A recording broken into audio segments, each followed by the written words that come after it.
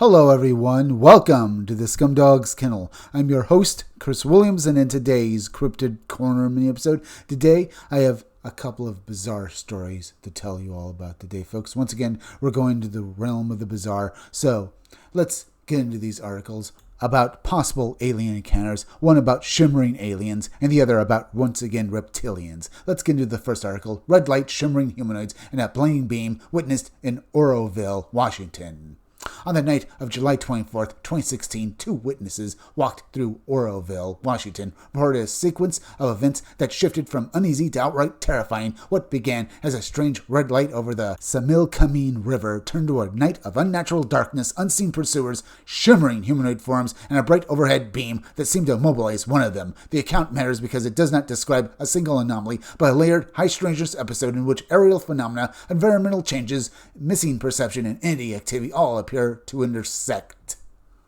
So, let's read forth into the rest of the article, folks, and hear the full account.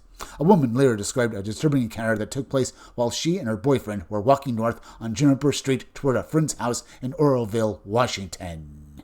Almost immediately after leaving home, she noticed something was off. The town usually had stray animals around, but that night there seemed to be none at all. The silence and absence of animal activity struck her right away.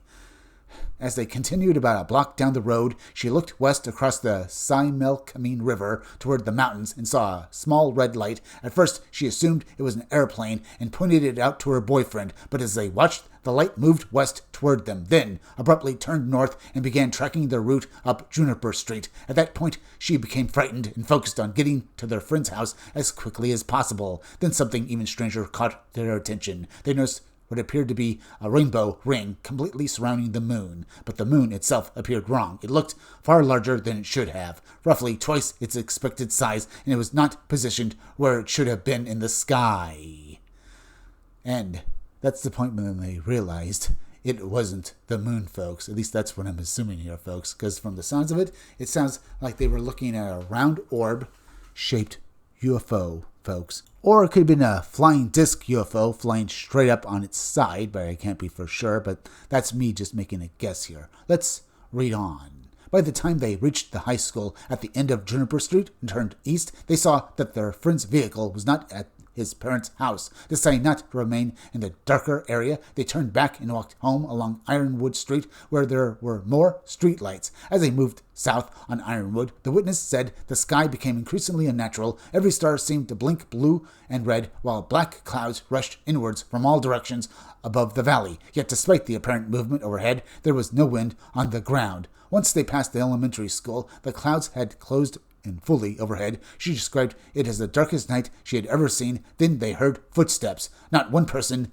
many footsteps. So I can imagine they were starting to really completely lose it, folks. They were being followed by who? They did not know. They were dealing with phenomena they did not understand. They were seeing something in the sky that they probably thought that most people would never believe them if they said it, folks, and that they themselves, if they heard it, would think the person was crazy, but they were seeing it for themselves and experiencing all of this at once. Once more, let's get back to their story. The sounds followed them down the road, but no one was visible. She said the movement sounded coordinated, almost tactical, as if whoever or whatever was behind them was maneuvering to push them back toward home. Her boyfriend told her to stay quiet and walk faster. Both of them quickened their pace. When they reached the corner of 4th and Ironwood and turned west, they saw their friend's truck. By then, the cloud cover seemed to be descending lower and lower. They tried to make it to their friend's girlfriend's house, but when they looked east along 4th Street, they saw something under a streetlight above 2 blocks away. Staying there was a shimmering outline of a humanoid figure approximately 4 feet tall, apparently watching them. Was this one of the same entities they heard following them, folks? Or could it be that what they were hearing was somehow projected into their minds by maybe this entity? Perhaps he was herding them towards it so they could basically, abduct these two people. Or maybe this entity was going to basically abduct them himself. I'm just not quite sure, folks. I would not be surprised if there were more of them somewhere around.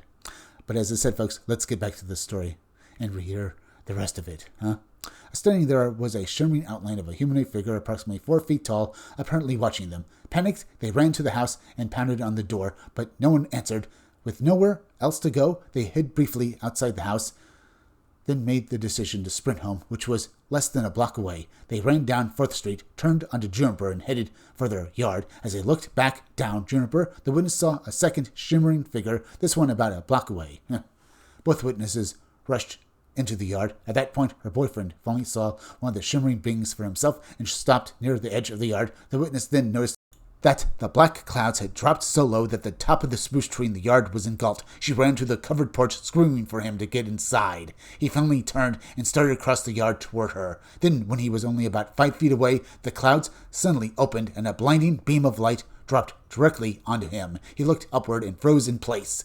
Terrified, she screamed repeatedly, trying to get his attention. For about a minute, he did not respond. Finally, in desperation, she shut her eyes, reached one hand into the light, grabbed him, and pulled him free of the beam and into the house. Afterward, she refused to look outside again. I imagine that she would not want to look outside, folks, because she would fear what was out there.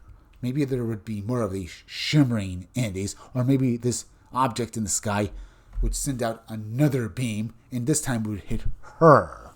Now, it sounds like this beam of light froze this witness here, much like basically it's been described in Travis Walton's account, where basically he reached out toward this object and he was hit by something that, in his words, electrocuted him, or basically knocked him unconscious. This sounds exactly the same, except this guy was frozen, as if he was mesmerized, or somehow his bodily functions, or at least basically his mind, were just gone for a moment, as if turned off, like basically a light switch. All I can say, folks, is that it is very bizarre. And I'm not surprised that the female experiencer refused to look outside. Either way, let's finally finish off the last blurb of this article. Her boyfriend was left confused and could not account for what had happened while he was standing in the light. He later said that while he was inside the beam, he could not hear her calling to him, as if he were, well, still conscious apparently, but just instead of basically frozen for a few seconds, it was almost, I guess, maybe several instances longer than he basically really knew what was going on, as if he were out of sync with basically regular time while he was in that beam, folks. Very bizarre, very terrifying, and this man has no way to account for it. Neither witness can really basically say anything more than basically say, this is what I experienced, believe me or not, and that's it. Either way, terrifying, folks. Let's move on to the next article now, folks, and read through this one, and then we can discuss both stories a little bit more. Tall hooded reptilian seen near Los Banos, California. Witnesses describe terrifying I-5 encounter. Let's get into this story now and read exactly what happened to these people and what they encountered. On the evening of July 10th, 2016, 3 travelers heading south on Interstate 5 near Los Banos, California, reported a deeply unsettling roadside encounter in an otherwise barren stretch of the Central Valley. What they saw was not simply a person in unusual clothing. According to the witnesses, a figure turned toward them and revealed a face that appeared overtly reptilian, a detail that transformed an odd sighting into something far more disturbing. Remote highway encounters like this tend to linger because they unfold in broad daylight, in open country, and in the presence of multiple observers. That combination is one reason this report stands out among so many others, because this account is a multi-witness account that is an area that you would think that, well, why would this entity be out there, and for what reason? It's not near any town, nor basically habitation, folks, so it looks like basically hoaxing it would be far harder. So that is an idea right there. But let's read on. A witness stated that he, a female friend, and her 12-year-old son had spent the weekend traveling from San Diego to San Francisco for leisure. On Sunday, July 10th, 2016, they were returning south on Interstate 5 towards San Diego. At approximately 6 o'clock p.m., about 10 minutes south of Los Banos, they were moving through an isolated section of roadway bordered by dry hills, dirt access roads, and empty grassland. There were no nearby homes, structures, or visible pedestrians. The witness was attempting to rest in the vehicle when his friend, who was driving, suddenly said, "What is that?" She pointed toward the right side of the freeway and to what I presume, okay folks, it is the entity. This reptilian being that was out there, that I can only say was probably there basically to spook these people, perhaps. Maybe it feeds on fear, because some people have said that reptilians feed on, well, fear and negative energy. But let's read on and see if that's true or not. He looked up and immediately noticed a tall figure, estimated around 6 feet, walking along the roadside. What struck him first was the clothing. The figure wore what appeared to be a heavy black robe with a large hood, something he described as resembling a monk's garment, or even the classic image of death robes. Considering the heat, which he estimated to be around 90 degrees, and the desolate location, the sight made no sense to him. There seemed to be no logical reason for anyone to be walking there dressed in such a manner. As their vehicle passed, the witness focused on the figure's face. When a clear look at that moment, the being turned and looked directly at him. What he saw, he said, chilled him to the bone. Inside the shadow of the hood was a face that did not appear human. He described brownish green scales, a short snout, and large dark eyes that caught and reflected sunlight. Even from roughly 100 feet away, he said the features were unmistakable. There was no expression, no visible emotion, only a direct stare.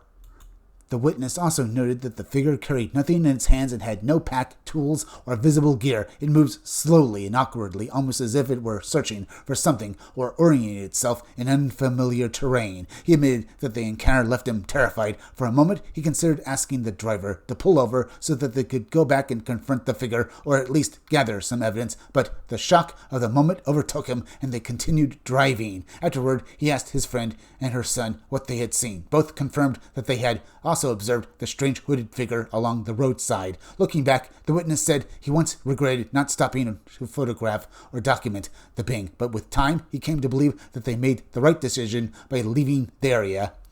I have to agree with the witness here, folks. God knows what that being would have done to them. Though, in almost all accounts of encountering alien beings, folks, and cryptids, they've never actually ever hurt anyone. Though there have been some vague, unsubstantiated accounts of these entities, cryptids, and alien beings ever actually killing anyone, folks.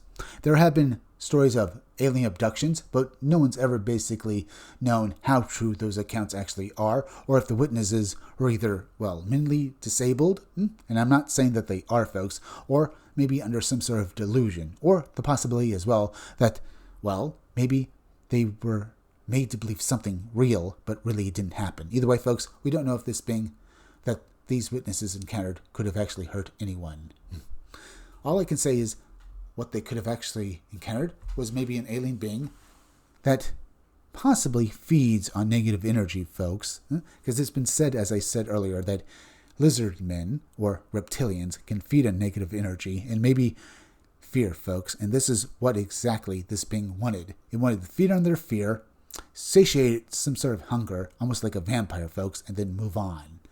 Or maybe it was a tulpa, manifesting into our reality and likewise wanting to feed, but also by feeding, make itself far real and anchor itself into this universe, folks. There are several ways to look at this.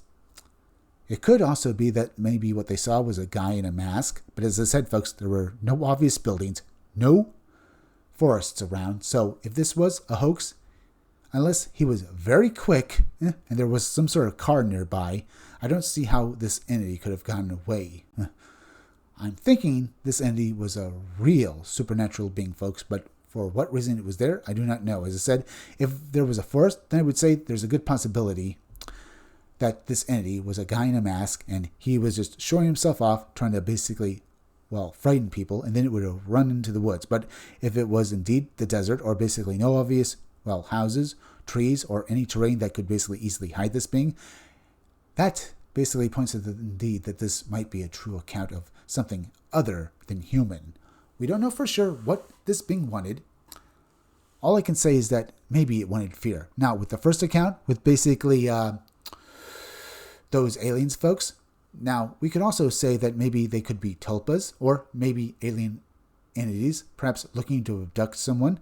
In this rare account, remember, folks, this female witness saw her boyfriend stunned by this light, like in so many other UFO encounters, folks, but she was able to reach inside and pull him out. It almost has earmarks of, well, fairy lore, where basically someone who basically tripsies into a magic circle, a fairy circle, folks, can basically be made to dance or basically, well, almost spirited away, and that sometimes someone has to reach inside the circle and pull that person out because they can't get out.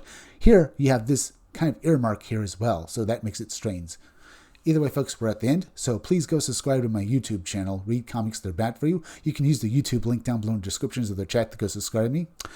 Hit that like button for me. Make sure you're still subscribed. Leave some comments down below. Hit that bell for notifications. Make sure that the part of the bell that'll give you all future notifications. And please share this video out. I am Chris Williams from the Scumdogs Kennel. Thank you all for joining me. I'll be back again tomorrow with another great video, so make sure to come back again then. Until next time, folks, I'll see you all again soon.